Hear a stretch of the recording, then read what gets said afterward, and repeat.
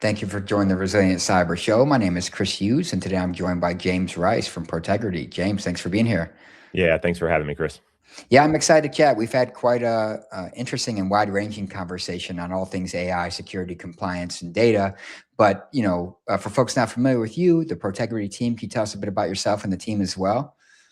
Yeah, sure. Happy to. So, my name is James Rice. I'm really responsible for our AI security strategy here at Protegrity. Protegrity is a company that's been focused on data security for a long time, right? We're helping some of the largest organizations in the world, highly regulated, solve analytics, AI, and compliance needs that they have in a way that's, different from traditional security. And so, really excited to kind of talk about that.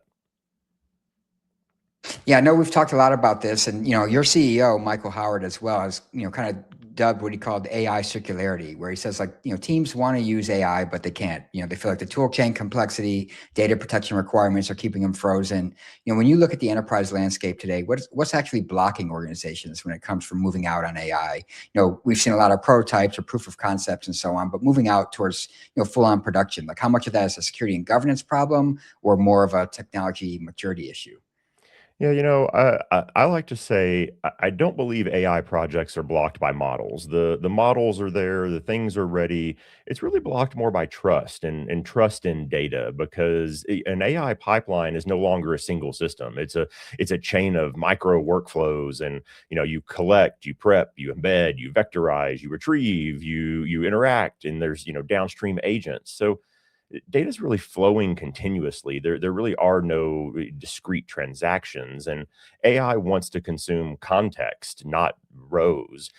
AI systems often combine multiple clouds or repositories or tools, and none of which share a common security model. And so, one of the things that we do hear a lot about is that AI pilots do stall.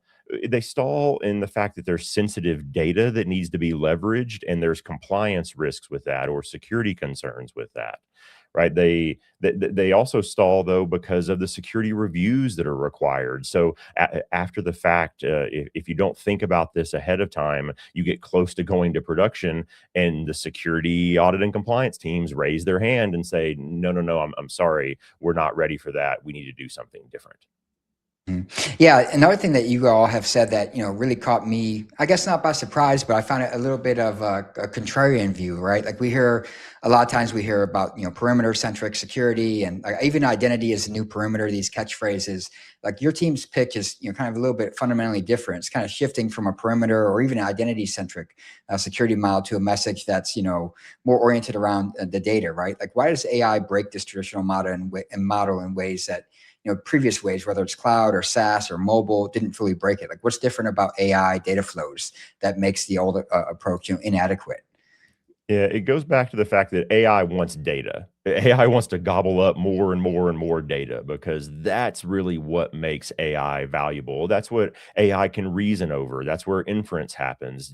Data is really the key behind this. And I don't mean to talk negatively about other security tools because let's be clear. I mean, I know it's kind of an overused saying, but security is a defense in depth strategy. All of these pieces are important. But in the AI world, it really does center on the data. I mean, let's think about the other tools, identity and access management or access control. They're more about blocking access or saying, can someone have this? Can they get into this system? Can they see this information? And if you block data from AI, you're actually starving it of the valuable information it needs. Or there's things like data security and posture management, which provides great observability. It says, hey, where there's smoke, there may be fire. But unfortunately, the fire extinguisher is out of commission, and there's nothing you can do about it. So one of the things that's really important on the data-centric approach with AI is it's starting to shift from a conversation that's about observability and understanding what's happening or blocking what's happening to embedding the protection directly into the data. And that's really what's important. Traditional tools assume more of a static approach. AI pipelines are federated, they're autonomous, they're unbound, they're often pulling data from multiple sources and combining information in ways that we might have never assumed before.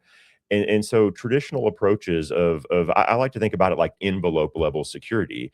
Traditional approaches surround the data, But at the end of the day, it's about the data itself, and embedding that protection into the data is what Protegrity is all about. When we talk about a data-centric approach, it's just that. It's data that knows its own security, data that knows its own context. And the reason behind that I'm quite frankly very passionate about it, is that's how you set data free. If you think about the traditional security tools, they're often about locking down data. And that's why you have security known as a team of no. I would challenge that security could be known as the team of no, KNOW. If you know what your business wants to do with the data and give them access to that, you're actually setting that data free and empowering your business to do more. Yeah, I love that framing of KNOW. It's always, because it is, we have this reputation of being the office of no, being a friction point, being a blocker. And as you put, like, with the right information, you can empower the business to make use of the data. And as you said, AI is very data centric in that way. Like data is what, enterprise data, externally consumed data is what gives it value. It lets it, take actions, et cetera, and provide value for the business. And we haven't used this phrase yet, but we're kind of describing zero trust in a lot of ways throughout the conversation here. And zero trust historically has been like this network, specific aspect, like around network segmentation, identity verification, least privilege access, at the system layer. It seems like you're kind of arguing that zero trust is at the data layer, adaptive privileges based on purpose, context, intent. Can you unpack what zero trust for data actually looks like in practice if we have AI agents that are dynamically requesting information across multiple systems, trying to make autonomous decisions, things of that nature? Yeah, I would say when you think zero trust for AI, it must be at the data level, not the system or the network. But you're right, that is traditionally where zero trust starts. But that concept, and this may be a little counterintuitive, but I would say zero trust for AI is actually how you empower trustworthy AI. And what I mean by that is think about what we were just talking about. Zero trust at the data level for AI means that you're not blocking access to a system or to a network or to some data set. What you're doing instead is looking at the purpose and context of how that data needs to be used, and oftentimes stripping the sensitivity of that data out. There are embedded controls such as tokenization that allow you to operate on data in a way that all the sensitivity is removed, but you still have the referential integrity and the value of the information you need to correlate, say, a credit card number across multiple transactions. And kind of alongside zero trust is the least privilege discussion. I would say least privilege also becomes least context. So you're giving the model only what it needs for that question. Every retrieval should be evaluated against policies before going into that context window in AI. Agents really have to inherit policy as they move between tasks, right? Policy has to flow with the data, not with the system. That's really the key here. So to me, zero trust for AI is about data being minimized, purpose being properly scoped, data being context aware when you're getting into retrievals.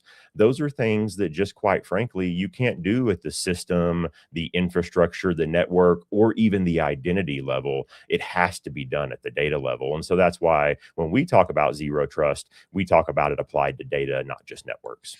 Yeah, I think that's a great framing. And honestly, when security practitioners, CISO, security leaders think about it, they're often concerned and focused on the data rather than some of the aspects that we've just touched on, and rightfully so, because that's what they're looking to protect, and that's what attackers are looking to get access to and exploit.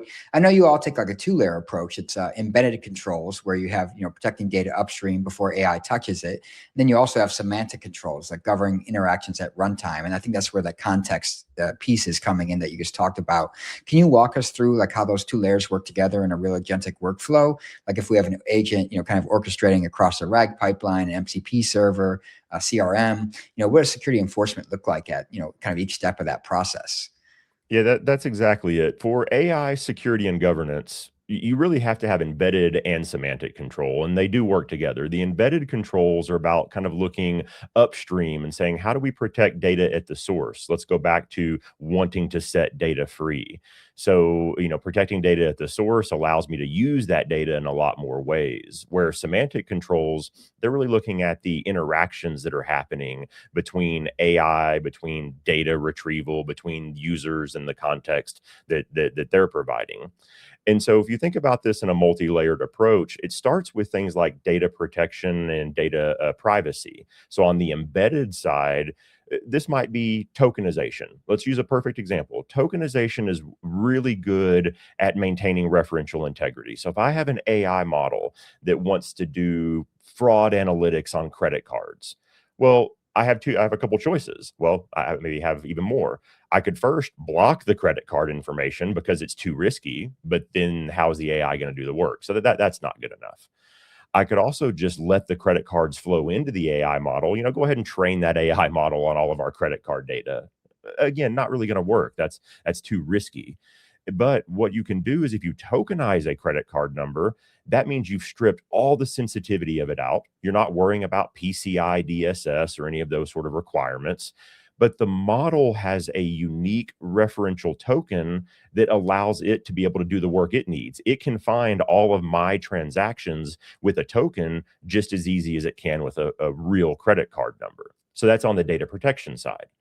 But on the data privacy side, you might look at things like anonymization or even synthetic data generation. Because let's take a different example. If I wanted to feed a AI or machine learning model to now do, I don't know, health insurance predictions, to be able to say how much, health insurance might cost per person. Well, it needs to know how old I am. And so if you replace my date of birth with a token, the model would have no idea how old I am. Hopefully it would think I'm a little younger and give me a better rate maybe, but you never know.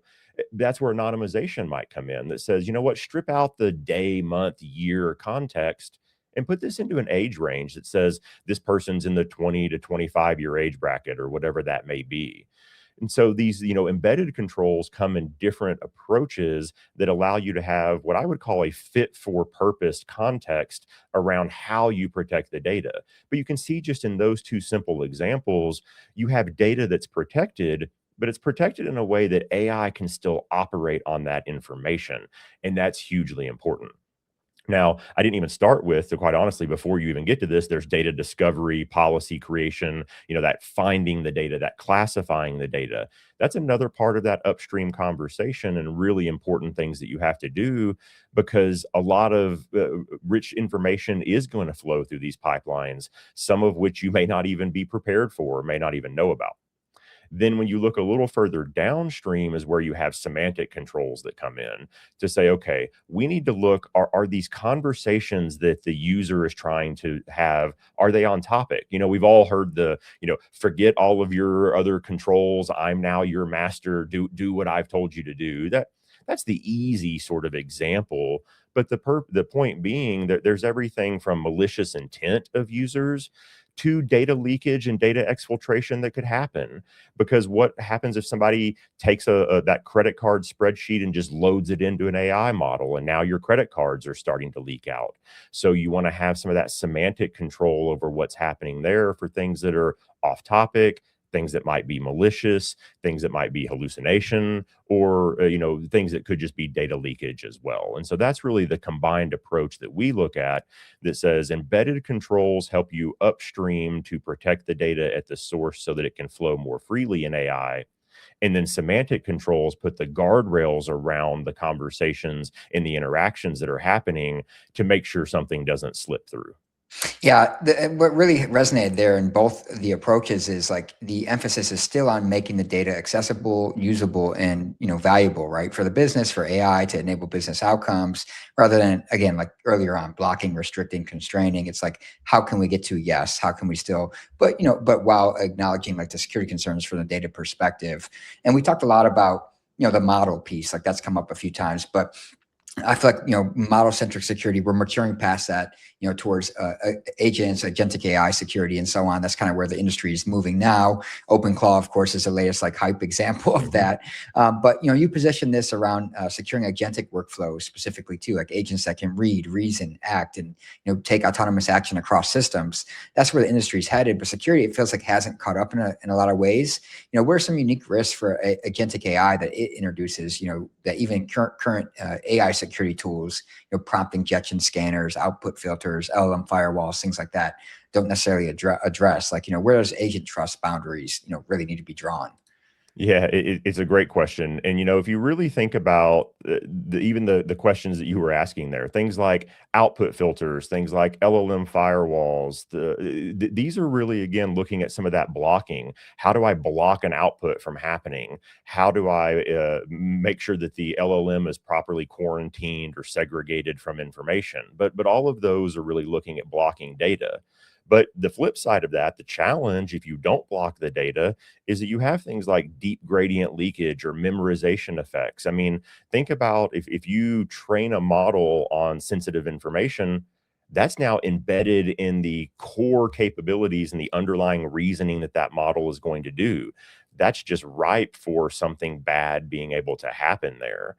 And it really happens all along the way. I mean, if you think about everything from the inputs to the reasoning, the inference, all the way to the outputs, along all of those pieces, there are different points where data could be introduced that's malicious, off topic, could be a problem. Think about a vector database.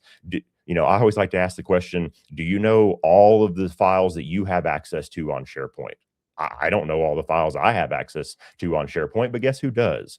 Those AI tools.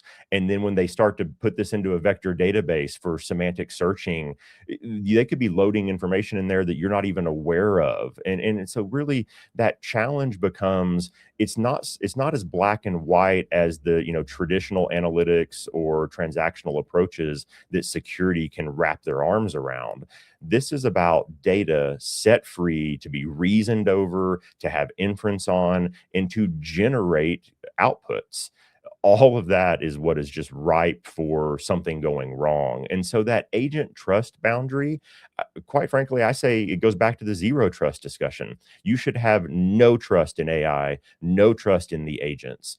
And instead, you need to give them back to the least privilege or least context discussion, only the information it needs to make the right choices at the right time to produce the right outputs for that use case.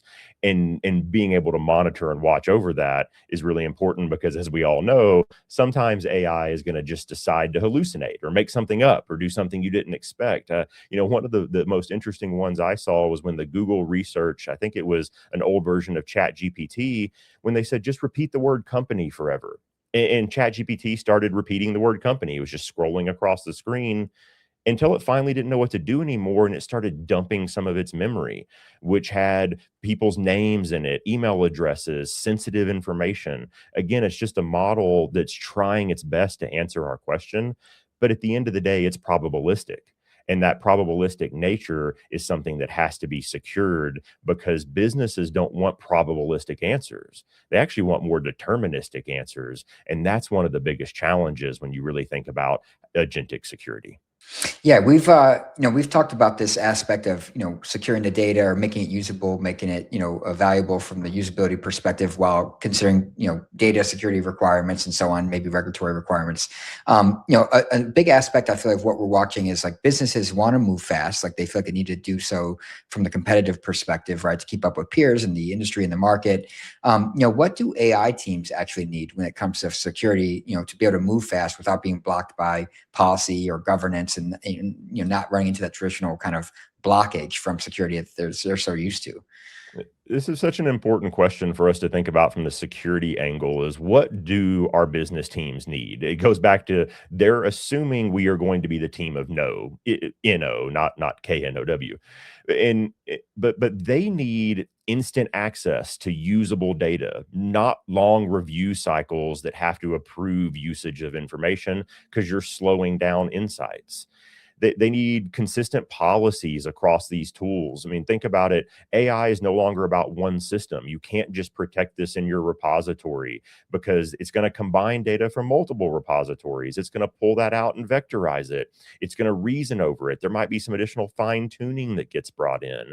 So you need some consistency across this. And I mean, think about it. Are you going to go do this layer by, are you going to go put it in your Snowflake database and put it in your Oracle database and make sure that your S3 buckets are protected? And, the list just goes on and on. You could do all of this on a system by system basis, but that's really hard for those teams that want to use it. And, the other thing, they need security that doesn't break their schemas, their pipelines, their model quality. At the end of the day, they want to trust the data going into AI. And that trust in data means I need accurate, complete, holistic information for the AI to be able to reason and infer over. And so, to maybe kind of simplify, I would say they want security by default, not security after 6 weeks of approvals, not security that just says no to them all the time. They want a business partner that's going to help enable, because I mean, think about it. We're all being asked to make AI happen in our businesses. Are there many executives that are saying, don't worry about AI. We don't want any of that value coming from it? No, they're absolutely pushing these AI conversations. And so we really need to bring together the security, AI, and data teams, because that's the three-legged stool that's going to be the ones that really help move production pilots, or excuse me, pilots of AI into production. Yeah, I love the emphasis on being a partner. Like, as someone who's been a long time cyber practitioner, like, I feel like we often kind of dig our heels in, right, and take a defensive posture against even peers in the organization, when we don't realize that we're all on the same team, and we need to understand, like, what are the objectives we're trying to accomplish from the business perspective, right? And so I guess, like, as we come to the last couple questions for you here, organizations, we talked about this, they feel like they have the need to drive forward. They want to do these pilots. They want to move to production when it comes to AI opportunities. How do they balance, like, AI's hunger for data with security and compliance and privacy, risks or considerations? Like, how do we get, empower that without being that office of no? It's a great question. I talk about this in kind of a risk consumption sort of discussion. And what I mean by that is, think about it. You've got the security side that cares about the risk. You've got the data and AI side that cares about the consumption. And these two things just continue to butt heads over and over and over again. This is why we have to come together and say it's no longer about butting heads. We have to figure out that the path forward is not about restriction. It's about precision.